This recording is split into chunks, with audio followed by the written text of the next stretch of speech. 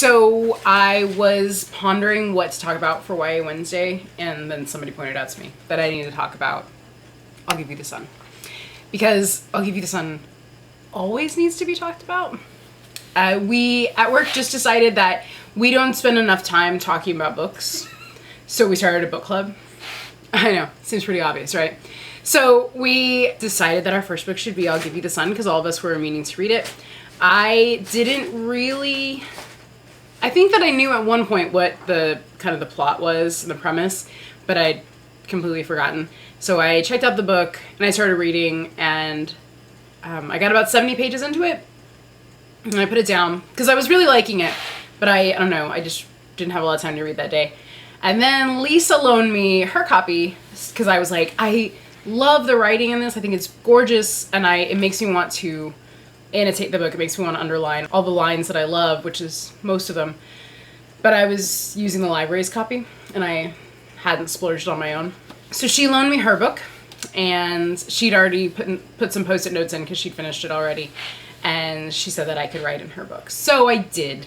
And it was really fun because it was like having a conversation with her while, like, she'd already read it. And so I was talking to her in the future, to her, past her. There are a couple books that are already like this. You can check them out. And it was just really neat. If you've never done an annotated book club, I really, really recommend it. I'm going to get really off topic. Like, sidebar, let's talk about annotated book clubs. If you've never done one before, you should totally think about doing it, especially if you have long distance friends.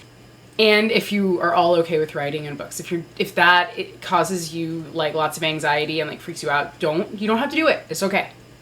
If you like your books completely pristine, you don't want their spines cracked, you read them like this because you don't want them busted. That's all right too. I like to write in my books. So a couple years ago, some friends of mine and I decided we were going to do an annotated book club. These are friends that I have who live all over the country. Iowa and Kansas, Autumn. You live in Kansas or Nebraska, like one of those above me. I think it's Nebraska. And then also in Scotland. So we each picked one book, and they were all different books. And, it was either a book that we already loved or a book that we'd wanted to read. And we read through it once ourselves and wrote notes in the margins and underlined it and things like that. And then we had it worked out so each person would get a different book at a different time. And then we sent it off to the next person on the chain. And they read it, and they wrote in it and underlined it and agreed with us or disagreed or pointed out different things and then passed it on. So at the end you get your book back, and it has tons of things written in it, and mine is right here. I did A Great and Terrible Beauty by Libba Bray. Like, I don't even own the dust jacket anymore, and we each use different colored pens and like underlined things and wrote things in it. I can't even see, but it was a lot of fun. And then you get it back and you go through and you see what their thoughts were and if they lined up with yours. And it's kind of fun memento to have at the end, just in like a group project. So Lisa and I did a mini version of that. Back on topic. I'll Give You the Sun is perfect. And I guess I should go into more detail. Basically the plot is we've got twins, Jude and Noah, and they do everything together. They're best friends because they're twins. It's told alternating perspectives. So you get passages from Noah and then passages from Jude and then back and forth. So Jude is narrating her life at the present time, and I mean, they're both present. And it takes place 3 years before Jude's time. So you're seeing things happen for Noah, and then you're seeing the consequences and the ramifications, and also Jude's perspective 3 years in the future. And a lot of things happen to them, and they grow apart, and you find out why, and you see them eventually grow back together and go through lots of big sweeping changes and big upsetting things and growing up. And I don't want to go into like any really big details, but the writing is like the most glorious thing ever. I think that I just want to read some of the comments that I wrote in the margins. So like I said, I read about 77 pages, and then I came home like on a Tuesday night, and I sat down and I was like, I'm gonna read some more. And then I got a couple pages in and I'm like, yeah, no, I'm gonna finish this book tonight. And I just sat on my couch and finished the book. So here are some margin notes that I put. I wrote, how do you write like this? That was about Guillermo. Oh. You guys, I love Guillermo so much. Like, I might like him more than Jude or Noah. Yeah. I pointed out that Jude rambles at one point, and I thought that she resembled Styles from Teen Wolf.